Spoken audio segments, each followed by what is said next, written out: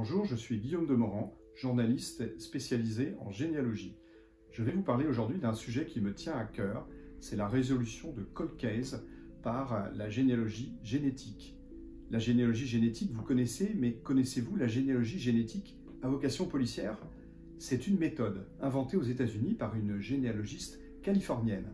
Grâce à elle, depuis 2018, plus de 150 meurtres ont été résolus alors qu'il s'agissait de cold cases, ces énigmes sur lesquelles la police enquêtait depuis des années, parfois des décennies. Plus de 150 meurtriers ont été identifiés, la plupart arrêtés. Je dis la plupart car certains étaient déjà décédés depuis longtemps, mais la preuve de leur culpabilité a été établie de manière indiscutable par l'ADN. Les auteurs, tous des hommes sans histoire ni casier, étaient passés sous les radars de la police américaine. La généalogiste qui a inventé cette méthode s'appelle Cissy Moore. Le plus ancien crime résolu par son intermédiaire est le meurtre et le viol en 1967 d'une employée de 20 ans. Beaucoup de ces crimes remontent aux années 1980-1990.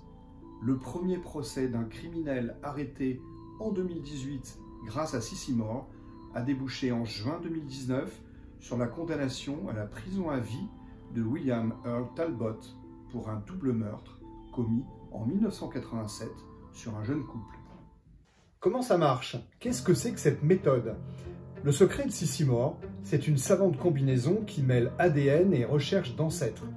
Pour démarrer une enquête, notre généalogiste génétique a besoin d'ADN. Ce sont les policiers qui lui envoient un échantillon recueilli sur une scène de crime.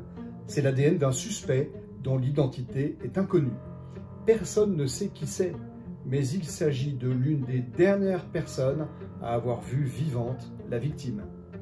Cissy Moore publie ce fichier génétique sur GEDmatch. C'est une base de données libre et gratuite. Actuellement, GEDmatch compte 1,3 million de profils. Ce sont principalement des généalogistes en quête de cousins génétiques. En comparant l'ADN du suspect avec l'ensemble de la base, elle obtient des concordances. C'est tout simplement une liste de gens qui ont fait leur test ADN et qui portent des mutations génétiques analogues. En réalité, ces 3 ou 4 personnes sont des cousins plus ou moins proches du suspect, mais ils l'ignorent.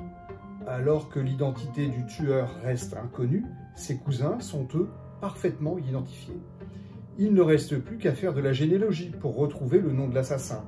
Cissy Moore fait donc la généalogie ascendante de chaque cousin afin de trouver le lien de parenté qui les unit avec le suspect.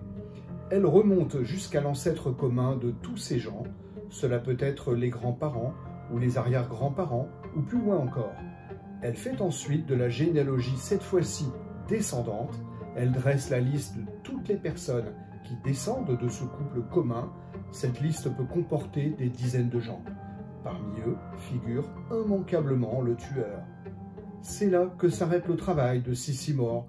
La suite, c'est la police qui s'en occupe. Le suspect est localisé, son ADN est prélevé discrètement sur un objet de sa vie courante, puis il est comparé à celui de la scène de crime. Si les deux ADN sont identiques, alors bingo, la police tient le coupable.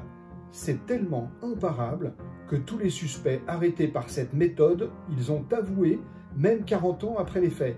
Ce que la police n'avait pas réussi à résoudre en 3 ou 4 décennies, la généalogie génétique l'a fait en seulement quelques semaines. Est-ce que ça pourrait marcher en France? Bonne question. Une chose est sûre, la méthode de Cissy Moore est observée avec intérêt par les policiers et les gendarmes spécialistes des cold cases. Mais elle n'a aucune chance d'être adoptée, car chez nous, les forces de l'ordre n'ont le droit d'utiliser qu'une seule base de données. C'est le FNAEG, le fichier national des empreintes génétiques.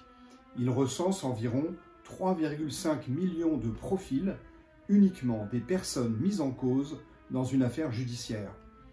En explorant cette base, les enquêteurs français ont la possibilité juridique d'élargir les recherches aux ascendants directs et aux descendants, mais ils n'ont pas le droit d'aller plus loin. C'est ce que l'on appelle l'ADN de parentèle. Cela ressemble à la méthode de Cissy Moore, mais forcément en moins efficace, car elle ne porte que sur les ascendants ou les descendants de criminels et non pas sur leurs cousins éloignés. Cette méthode à la française a déjà permis de résoudre plusieurs affaires. Mais avec l'ADN de parentèle, on est loin de pouvoir identifier par exemple le meurtrier du petit Grégory, alors que sans doute la méthode américaine laisserait plus de chances de résoudre enfin le plus énigmatique des cold cases français.